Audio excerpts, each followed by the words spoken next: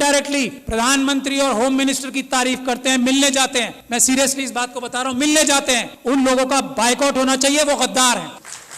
क्या बात करेंगे आप आरएसएस के लोगों से जो इस बात को तय कर चुके हैं कि हमें संविधान खत्म करके मनुस्मृति लागू करनी है? उनसे क्या बात करके और क्या समझाएंगे उन्हें? उन्हें सिर्फ ये जाके कह सकते हैं कि हम आपके पैरों में गिर चुके हैं, हम आपकी हर बात मानेंगे, सिर्फ हमें हमारी कम्युनिटी को धोखा देने का रास्ता बता दो। कैसे हम उनसे मीठी मीठी बातें करके, कैसे जज्बाती तकरीरें देके उनको बेवकूफ बनाएं और आपकी मदद करें, ये काम कर रहे हैं जो लोग उनसे मिलने जाते हैं। ये समझ लीजिए आप, उन्होंने सारी इंस्टीट्यूशंस जो हैं हाईजैक कर ली हैं। उन्होंने हम लोगों के, खास तौर पे एससी एसटी, माइनॉरिटीज और ओबीसी के जितनी टॉप लीडरशिप है सब हाईजैक कर ली। इस बात को जब तक हम तस्लीम नहीं करेंगे हम एक कदम आगे नहीं बढ़ा पाएंगे। अपने अंदर से गद्दारों को आइडेंटिफाई नहीं करेंगे हम एक कदम आगे नहीं बढ़ा पाएंगे।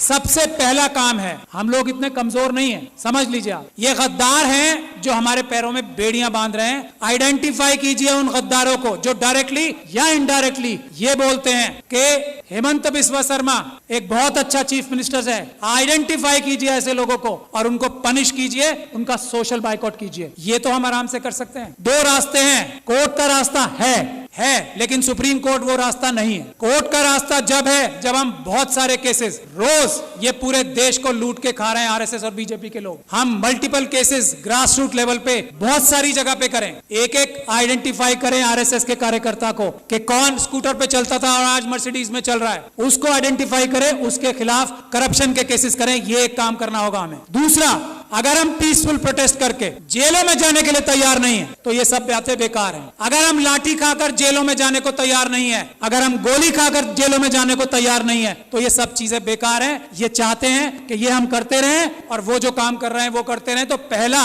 रेजोल्यूशन ये होना चाहिए कि हमें अपने देश को अगर बचाना है, संविधान को अगर बचाना है तो हमें जेल जाने के लिए तैयार रहना पड़ेगा। और जेल जाने वालों में सबसे पहला नंबर लीडरशिप का आना चाहिए, क्योंकि हम लोगों को लोग इज्जत करते हैं ना, हमारी ताकत क्या है। आज मुझे लोग इतना पसंद करते हैं, मैं क्या हूं, एक छोटा सा अदना सा वकील हूं।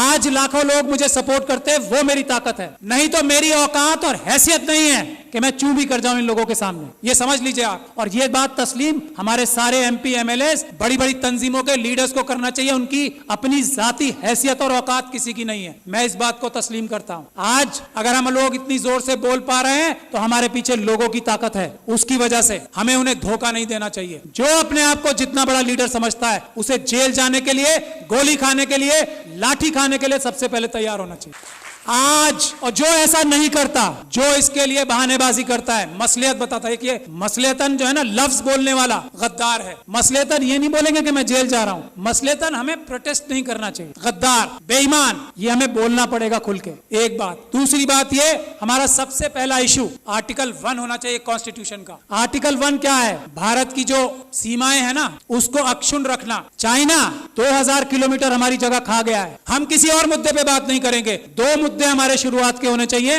और हमें होम मिनिस्टर का, हमें प्राइम मिनिस्टर का घेराव इस बात पे करना चाहिए कि चाइना से हमारे देश की सेना अपनी जमीन वापस लेने के लिए बेकरार है। तुम डरपोक हो जो उन्हें रोक रहे हो, इसके लिए हमें प्राइम मिनिस्टर का घेराव करना चाहिए। ये आर्टिकल 1 है, इसके लिए करें। और आगे जाके गोली खाएं। इसके बाद क्या, 2000 किलोमीटर हमारी, जिसको अलग अलग जबानों से हम कहते हैं, कोई भारत माता कहता है, हम भारत देश कहते हैं, उसमें से 2000 किलोमीटर कोई ले गया और हम यहां बैठ के डिस्कशन करेंगे? नहीं। या तो प्रधानमंत्री इस्तीफा देंगे या वो 2000 किलोमीटर वापस लेंगे, नहीं तो हम मार्च करके हम खुद जाके वापस लेंगे। ये हमारा पहला एजेंडा होना चाहिए। दूसरा एजेंडा इस वक्त जो है वो है मणिपुर। अगर मणिपुर के लिए हम लोग प्रधानमंत्री का घेराव नहीं करते, प्रधानमंत्री और होम मिनिस्टर डायरेक्टली इन्वॉल्व है मणिपुर में जो हो रहा है। यहाँ मणिपुर के लोग बैठे हैं, अरामबाई तेंगुल, मेतेई लिपुम, ये दो संगठन है आरएसएस के जिन्होंने ये सारा कारनामा अंजाम दिया है। अमित शाह साहब के साथ मिलकर जिन्होंने ये सारा कारनामा अंजाम दिया है, चीफ मिनिस्टर बीरेन सिंह के साथ मिलकर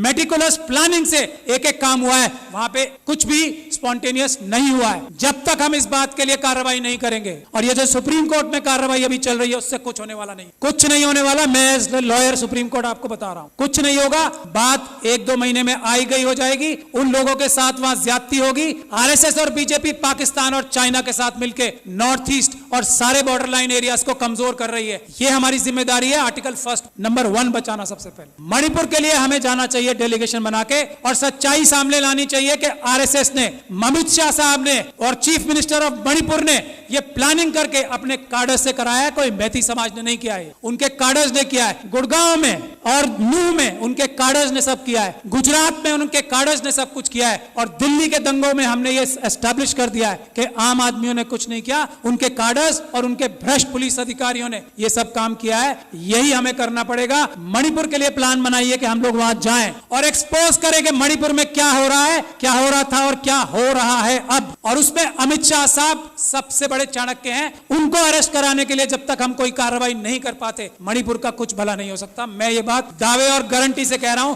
he is the main mastermind mister Amit Shah. वो वहां जाके बैठे ही इसलिए थे कि उन्होंने ये सब प्लानिंग करनी थी कि सब कुछ ठीक चल रहा है या नहीं। वरना भारत के होम मिनिस्टर में इतनी ताकत होती है, चेयर में, चाहे कोई डफर भी बैठ जाए उस पे। अमित शाह साहब की बात नहीं कर रहा हूं, ये डफर वर्ड उनके लिए इस्तेमाल नहीं किया मैंने। अगर कोई डफर भी बैठ जाए, भारत के होम मिनिस्टर की चेयर में इतनी ताकत होती है कि सब शांति वहां पे एक दिन में हो जाए। लेकिन जो होम मिनिस्टर वहां अपनी प्लानिंग ही करने गया था, इंप्लीमेंटेशन देखने गया था गुजरात मॉडल की, वो उससे क्या उम्मीद करते हो? आज तक किसी आदमी ने यह बोला है कि Amit Shah is the main mastermind of Manipur? नहीं बोला। यही हमारी कमी। तो मेरी यही गुजारिश है, एक तो जेल जाने के लिए जो लोग तैयार हैं, गोली खाने के लिए जो लोग तैयार हैं, लाठी खाने के लिए जो लोग तैयार हैं, वही बोले कि मैं लीडर हूं, वरना वो गद्दार है। मेरा ये मानना है। बाकी अपनी अलग अलग राय सबकी हो सकती है। यही एक टेस्ट है। अच्छी से अच्छी बात कोई भी कर सकता है। एक से बढ़कर एक स्पीच देने वाले, एक से बढ़कर एक भाषण देने वाले हम लोगों में भी हैं और आरएसएस में भी हैं। जबान की वैल्यू आजकल 0 हो गई। सड़क पे आए, गोली खाएं,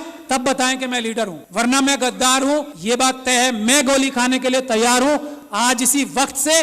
और जब आप लोग दावत देंगे कि गोली खाने के लिए सबसे आगे मैं रहूंगा, मैं ये गारंटी दे रहा हूं अपनी तरफ से। और मैं ये उम्मीद करता हूं कि इस हॉल में बैठा हर एक इंसान जो अपने आप को लीडर कहना चाहता है, वो गोली खाने के लिए, इस वक्त देश बचाना है तो गोली खाने के लिए तैयार रहना पड़ेगा। अमित शाह साहब को मणिपुर के लिए अरेस्ट कराना जरूरी है। इसके लिए हमें कार्रवाई करनी पड़ेगी। मेरी जहां भी सर्विसेज आपको दरकार होंगी, मैं वॉलंटियर करता हूं अपने आप को। बहुत बहुत शुक्रिया। जय भीम, जय Bharat. Thank you very much, Shahad Ali.